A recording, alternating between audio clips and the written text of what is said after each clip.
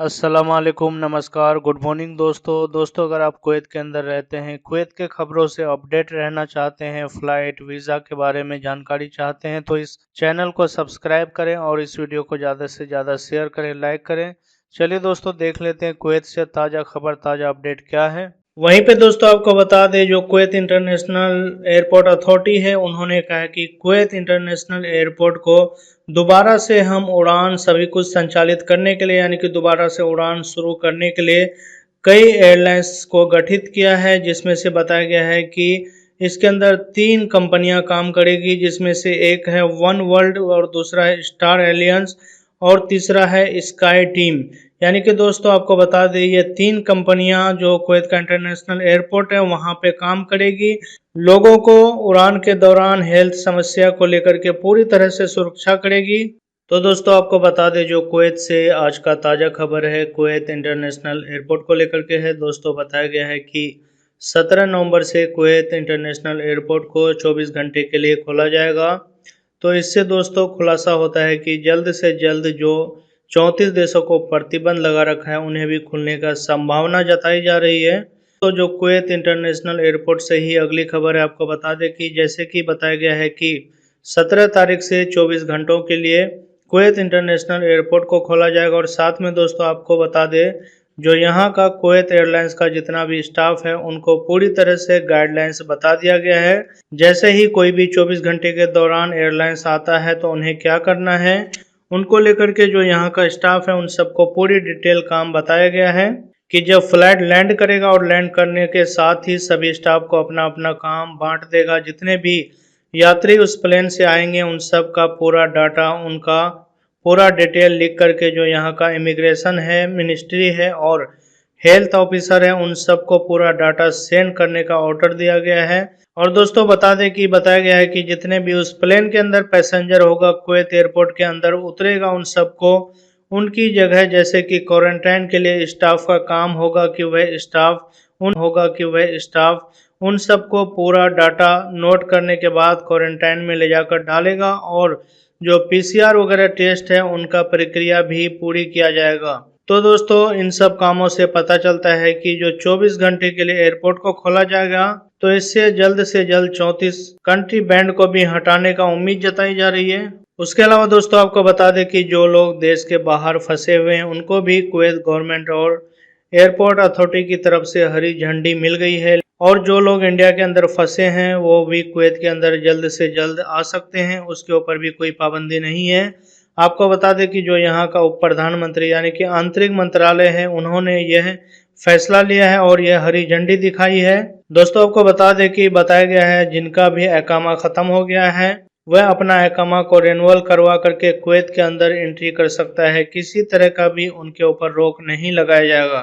तो दोस्तों ये बहुत ही अच्छी जो कुवैत का मिनिस्ट्री है उनकी तरफ से। वहीं पे दोस्तों आपको बता दें, जो कुवैत इंटरनेशनल एयरपोर्ट अथॉरिटी है, सिविल एविएशन, उन्होंने कहा है कि हम कुवैत इंटरनेशनल एयरपोर्ट को दोबारा से बहाल करने के लिए कई इंटरनेशनल एयरपोर्ट का सहारा ले रहे हैं। कई कंपनियां उसमें काम करेगी ताकि जल्द से जल्द कुवैत इंटरनेशनल एयरपोर्ट का काम शुरू हो पाए। दोस्तों आपको बता दें, जो घरेलू कामगार है यानी कि यहाँ के घरों में काम करने वाले हैं उनको लेकर के भी एक बहुत ही अच्छा फैसला आने वाला है।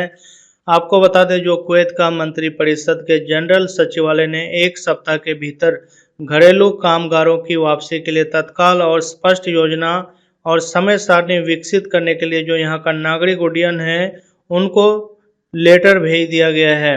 आपको बता दें दोस्तों कि संबंधित अधिकारियों ने देश के बाहर फंसे हुए घरेलू से दोबारा से इस कुवैत के अंदर लौट सकते हैं। जितने भी खद्दामा है, कामगार है, ऑफिस बॉय है या फिर जो घरों में काम करने वाला है, बताया गया है कि उन सभी देशों से जैसे कि भारत, बांग्लादेश, नेपाल और श्रीलंका और इंडोनेशिया, उन लोगों के लिए जल्द से जल्द कुवैत के अंदर एंट्री करने के लिए वीज़ा अवेलेबल होगा। और जो यहाँ का नागरिक उड्डयन यानी कि एयरपोर्ट अथॉरिटी है, उन्होंने स्थानीय एयरलाइंस कुवैत एयरवेज और जजीरा एयरवेज के साथ जो बैठक किया है उनका भी फैसला जल्द से जल्द होगा और उन सभी कामगारों को कुवैत के अंदर एंट्री करने का मौका मिलेगा।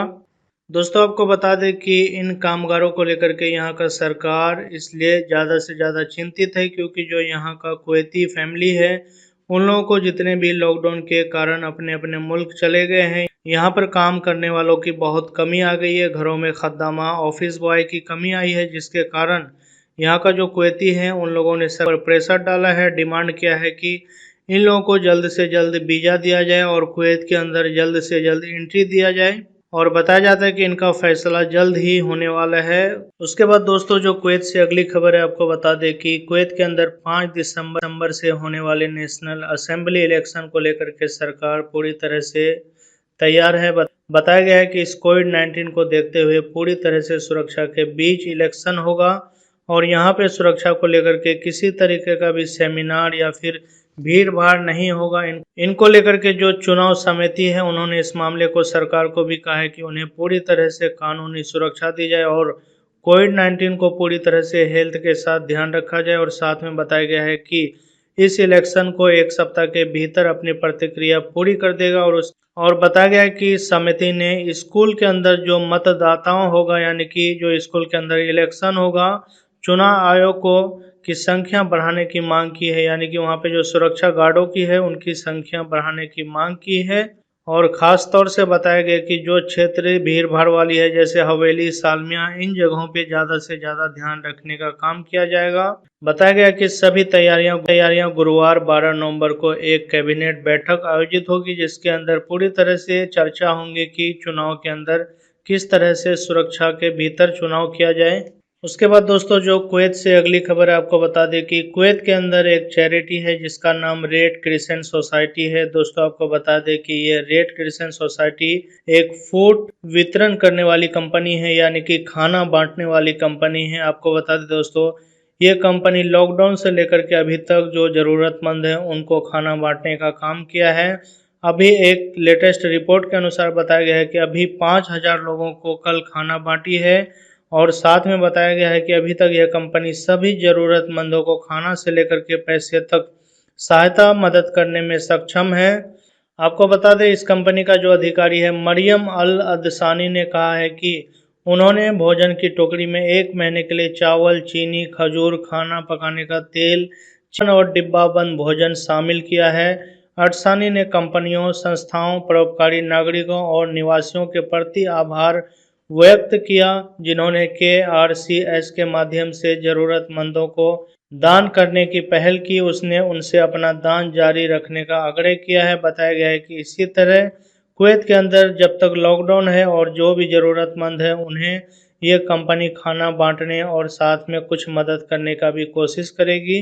उसके बाद दोस्तों जो कुवैत से अगली खबर है, आपको बता दें जो यहाँ का स्वास्थ्य मंत्री शेख बसल अल सबा की एक बैठक हुई। बैठक के दौरान बताया गया है कि कल कोरोना वायरस महामारी पर पूरी तरह से विकास के बारे में मंत्रिमंडल की असाधारण बैठक की जानकारी दी और सख्त स्वास्थ्य उपायों का पालन करने की आवश्यकता को दोहराया। समिति ने सार्वजनिक स्थानों पर 2 मीटर की सामाजिक दूरी और सामूहिक सभा और सामाजिक बैठकों पर पूर्ण प्रतिबंध लगाने की आवश्यकता पर समिति ने लोगों को उचित तरीके से फेस मास्क पहनने की आवश्यकता पर भी जोर दिया और उपायों का उल्लंघन करने वालों को दंडित करने के लिए कानून में संशोधन करने का आह्वान किया। खासतौर पर मास्क न पहनने पर समिति ने सभी संक्रमित मामलों की पहचान करने, उन्हें अलग करने और सभी आवश्यक देखभाल प्रदान करने की आवश्यकता के लिए भी कहा।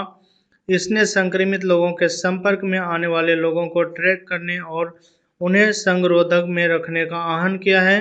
और उसके साथ ही दोस्तों आपको बताएं, समिति ने स्थानीय अस्पतालों में कोरोना वायरस संक्रमणों की प्रकृति और दुनिया भर में कोरोना वायरस जहां पिछले सप्ताह मामलों की संख्या 8% बढ़ी और मौतों की संख्या 21% बढ़ी।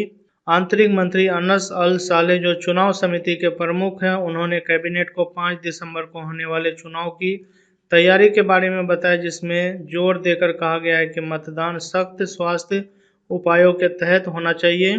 तो दोस्तों आपको बता दें कि ये जो यहाँ का स्वास्थ्य मंत्री है शेख बसल अल सबा, उनकी तरफ से एक चेतावनी है उन लोगों के लिए जो मास्क नहीं पहनते हैं और अपना दूरी और डिस्टेंस का ध्यान नहीं रखते हैं। तो दोस्तों आपको बता दें ये था कुवैत से कुछ लेटेस्ट ब्रेकिंग न्यूज़। दोस्तों अगर आप इस चैनल पर ऐसे ही लेटेस्ट ब्रेकिंग न्यूज़ देखते हैं तो हमारे इस चैनल को सब्सक्राइब करें और इस वीडियो को ज़्यादा से ज़्यादा शेयर और लाइक करें। दोस्तों मिलते हैं।